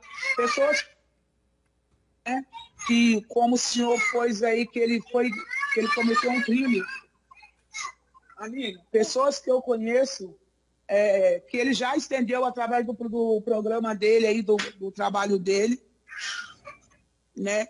Já saiu da droga, tá bem, tá se cuidando, tá com família, conseguiu arrumar família, mulher, filhos, né? Então, que o trabalho dele continue para ajudar mais pessoas lá na frente que precisa, porque se o governo não faz, alguém tem que se levantar e fazer, né? E outra coisa, vamos começar a dar oportunidade. Como foi a palavra, acho que foi da Sueli aí, começar a dar oportunidade para quem está no território. A saúde, eu nem quero falar da saúde, que é péssima, né? Porque a gente que está aqui no território precisa da saúde, a gente não tem. Eu passei mal esse dia, fui no posto, não fui atendida, porque eu não moro no território do posto e eu não fui atendida, né? Tive que ir para outro posto. Se eu tiver de morrer, estava morta hoje. Né? Conforme a Sueli disse aí, né? Está bem, Janaína. Está concluído o seu tempo, por favor. Tá bom, obrigada, Suplicy. Muito obrigado, Janaína, por seu importante depoimento, uma vez que você vive e convive aí com as pessoas na Cracolândia, tem até a sua filha, e você sempre batalhando para que ela se liberte das drogas. Com a palavra agora o promotor Eduardo Tostes, o último inscrito antes da deputada Janaína Pascoal e do vereador Daniel Annemberg, que está acompanhando. Se desejar falar, também está aberta a palavra. Por favor, promotor Eduardo Tostes. Si, deputada Janaína Pascoal e todos aqueles que nos acompanham física e virtualmente, obrigado pela palavra. Tentarei ser breve e respeitar o limite de tempo. Creio que temos que ter em mente os limites de atuação deste grupo de trabalho, né? Salvo soberano entendimento, cabe a nós aqui sugerir e articular, mas que nós não podemos executar a política pública sem a presença do município. O gestor é a ele que cabe a gestão, a operacionalização da política pública. Então, tentando retomar um pouco aqui de algumas, né? Meu colega Arthur Pinto Filho delineou aqui o histórico de toda a atuação de uma praticamente na Cracolândia. Bem claro que a gente precisa deslocar o eixo de atuação policial da centralidade da segurança pública, levando ele para a assistência e para a saúde pública. A não menos dileta Fernanda Balera fala que nós temos que aproveitar essa dificuldade, que é o que nós temos de comum, e construir consensos, né? O Pedro Branco destaca que nós temos que cuidar dessas pessoas adoecidas. Então,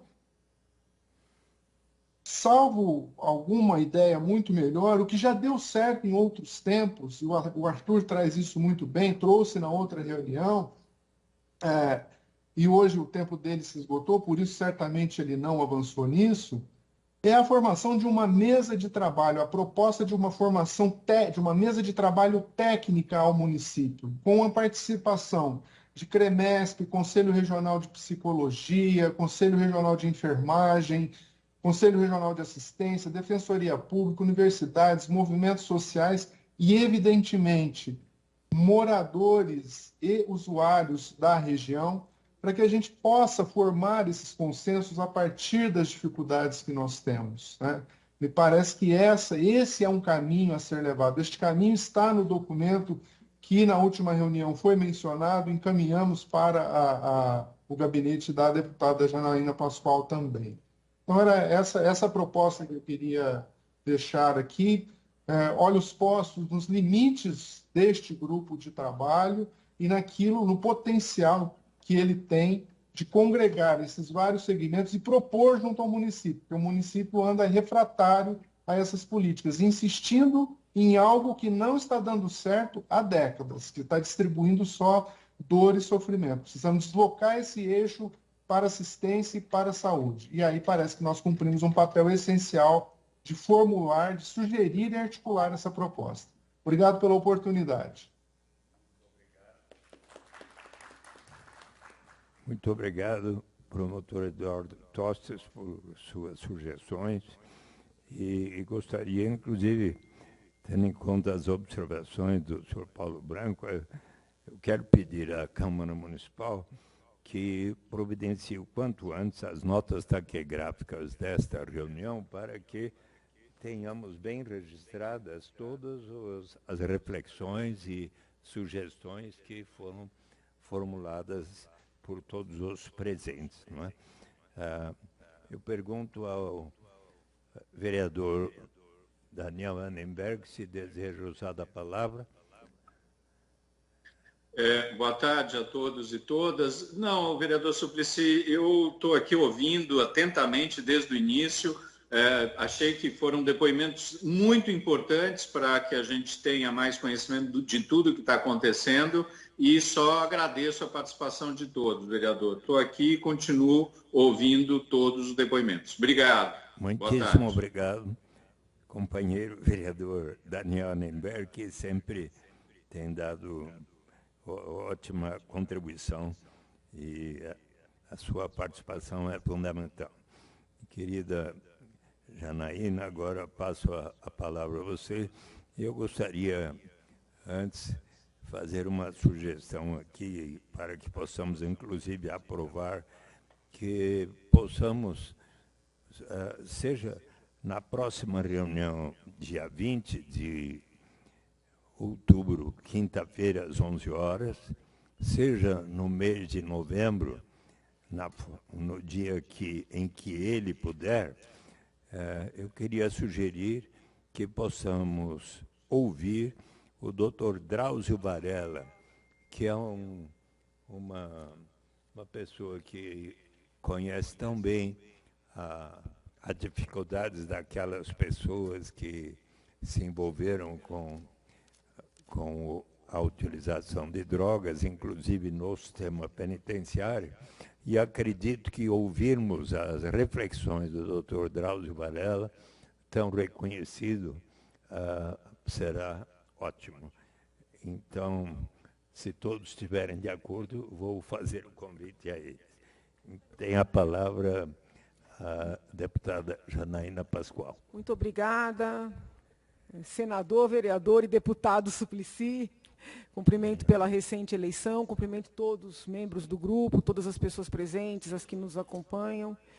Eu queria novamente sugerir também, talvez até no mesmo dia do Dr. Drauzio, que nós tragamos aqui para expor a sua experiência na Craco o pessoal da Cristolândia. Né? Nesse período de eleições, como nós não tivemos uma atuação aqui na comissão tão firme, né, tão constante, eu visitei o trabalho da Cristolândia, visitei o projeto Viver também, que lida especificamente com crianças, e eu considero que seria importante trazê-los, né, porque é uma atividade bem no coração ali da Craco, que tem tido um impacto positivo em termos de retirada de pessoas das ruas, de reconstrução de vidas, o papel, inclusive, da espiritualidade ao lado das questões de saúde, nessa recuperação, acho muito importante se todos estiverem de acordo. Como nós já temos alguns consensos, né, creio que o mais forte deles seja a necessidade de um mapeamento real das pessoas que estão naquela região em situação de rua, por questões econômicas, por questões financeiras, por questões múltiplas, por questões exclusivas de drogas. Eu penso que nesse relatório final nós tenhamos que fazer essa sugestão, né? Inclusive o próprio promotor, Dr. Arthur, tratou desse tema nas suas 2 intervenções nos nossos encontros. O mapeamento, né? Eu tenho até destacado a importância desse mapeamento com relação às crianças e adolescentes. Hoje nós não temos. Ah, Janaína, mas a prefeitura acabou de fazer.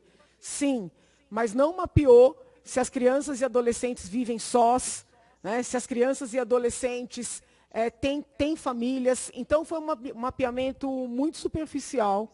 E eu entendo que São Paulo, capital, São Paulo, estado, também tem condições de fazer algo muito mais profundo. Então, acho que aqui nós temos um consenso.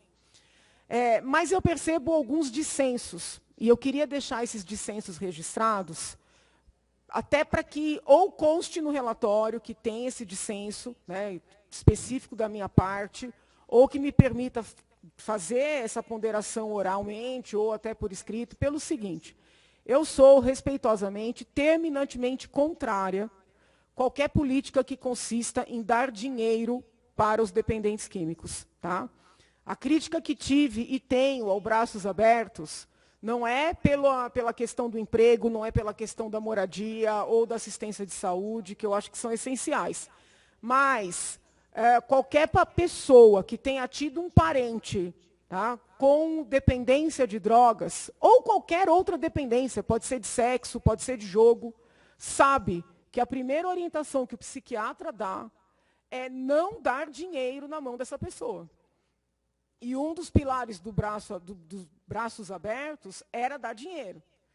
Eu tenho relatos de pessoas que recebem, por exemplo, seja o Bolsa Família, seja o Auxílio Brasil, como queiram chamar, recebe no dia seguinte está sem nada, porque entrega para o traficante para pagar dívidas passadas e para conseguir o seu, entre aspas, né, crédito ou saldo em drogas para novo consumo. Então, eu queria deixar aqui com muito respeito, não é uma crítica, senador Suplicy, à renda mínima, de maneira nenhuma, mas a observância a uma orientação psiquiátrica que é dada, inclusive, para as famílias mais ricas. Tanto é assim que tem toda uma discussão de não deixar pegar bens de valor para trocar por drogas. Então, eu percebo que é um dissenso.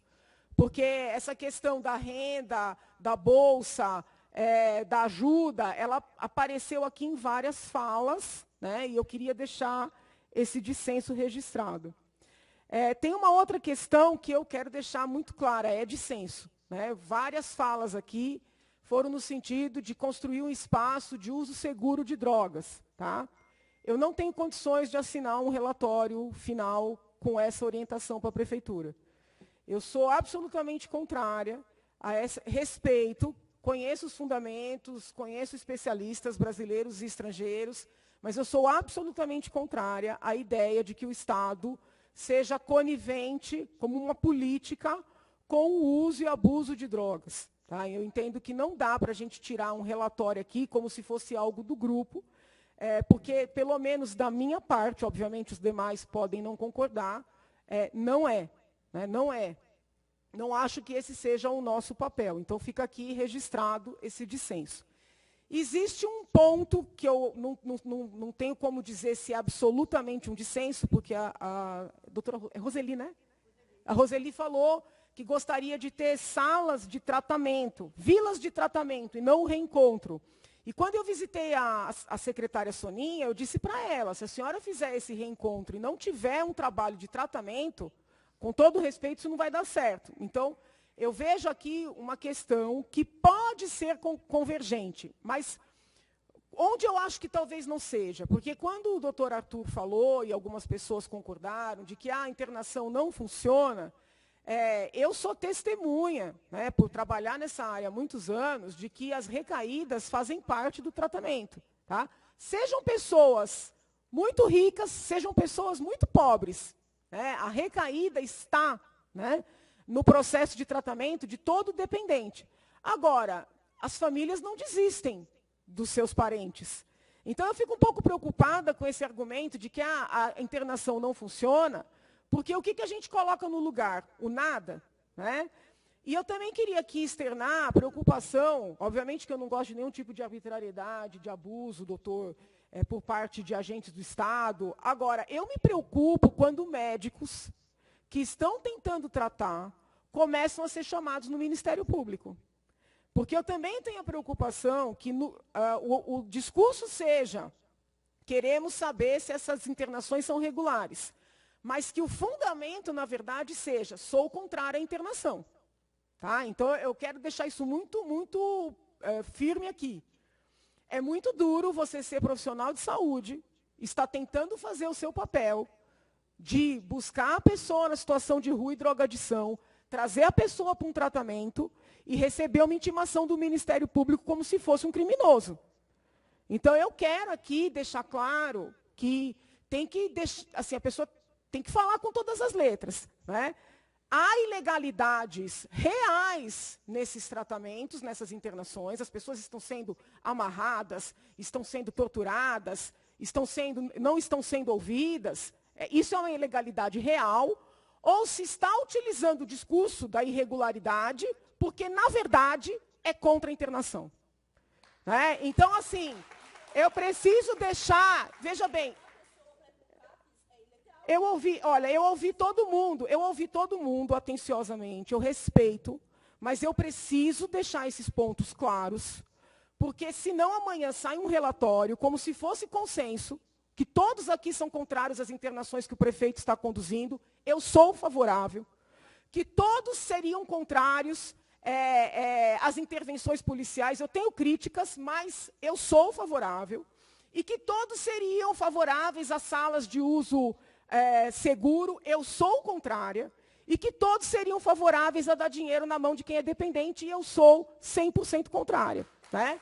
Então, eu falo isso aqui com respeito, com assim, conhecimento da matéria. Sim, com conhecimento da matéria e pedindo, né, que esses pontos sejam, já que vai sair um relatório final, sejam colocados nesse relatório. Porque não dá para ser assim uma generalidade genérica. Né? Eu tenho convicção sobre esses pontos há muitos anos. De certa forma, quando iniciei essa discussão na Assembleia, foi porque as reuniões que havia eram todas no sentido dos consensos dos outros integrantes do grupo, e eu não tenho como assinar um relatório que não contemple, não digo que a conclusão do grupo tenha que ser a minha conclusão, mas que não contemple com clareza qual é o meu posicionamento. É isso, muito obrigado. Muito bem. Nós agora vamos ter que encerrar, porque já ultrapassamos em meia hora, e quero agradecer e dizer do meu respeito pelas opiniões também da deputada Janaína Pascoal. Eu acho que o que é importante é que o nosso relatório venha a contemplar todas as opiniões, sugestões e da forma mais construtiva. E eu, inclusive, vou ter que marcar um horário com a Janaína Pascoal, porque ela disse que não está convencida ainda da renda básica universal, que foi aprovada por todos os partidos lá no Congresso Nacional. Mas terminou o tempo, né? Diga. Uma crítica a mim? Está marcada a visita às 11 horas, sexta-feira, dia 14. Sim. Ali o grupo de trabalho está convidado a realizar a visita ao território. Inclusive, podemos, nesta ocasião, passar na Cristolândia para visitar o trabalho deles. Diga.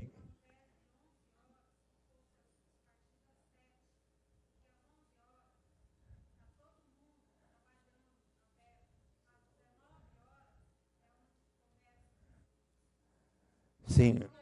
A sua sugestão é para que seja a partir das 10 horas? Ah, das 7 da noite.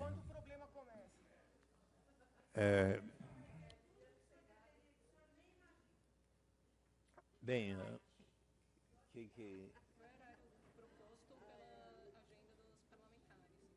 é que foi proposto esse horário na agenda dos parlamentares.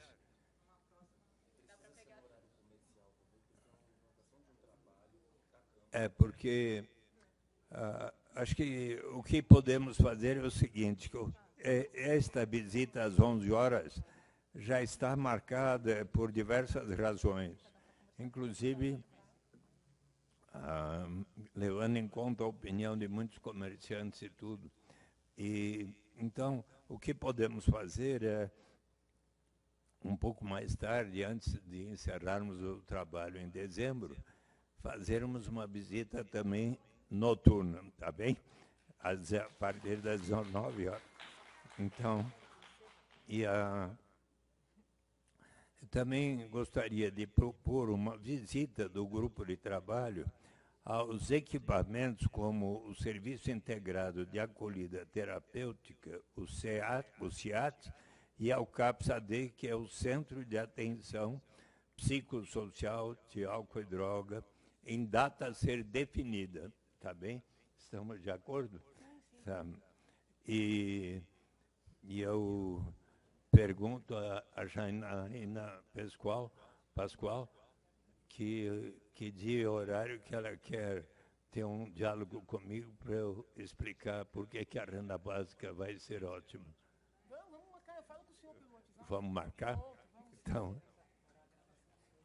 Então, antes de encerrar, eu quero agradecer muito a Mônica, nossa secretária, a Júlia Lima, ao Flávio Campos, a Flávia Rolim Andrade, e a todos os assessores dos mais diversos gabinetes que têm nos assessorado, e todos serão sempre bem-vindos nas próximas reuniões. Muito obrigado pela presença. Diga. Deveria. Podemos. Por favor, Júlia, pode providenciar. A gente não está fazendo lista de presença, não. Mas não há problema de registrar. Para a próxima reunião, a gente pode trazer uma lista de presença para todos assinarem. Tá bom. Na próxima reunião haverá a lista de presença. Oi, meu amor.